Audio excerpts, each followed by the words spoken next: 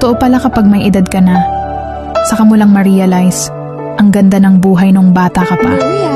Noon simpleng saya lang sapat na. Laro sa labas, tawanan kasama ang mga kaibigan, at uwi sa bahay na pagod pero masaya. Wala pang mabibigat na problema, wala pang responsibilidad na kailangang buhatin araw-araw. Ang iniisip mo lang noon kung anong laro ang susunod at kung anong oras kakakain.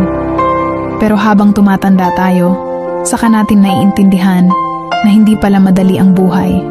May mga pangarap kang kailangan ipaglaban, may pamilya kang gustong bigyan ng magandang kinabukasan. Doon mo marirealize na ang mga simpleng araw noong bata ka ay mga panahong hindi mo na mababalikan. Pero pwede mong gawing inspirasyon para mas lumaban.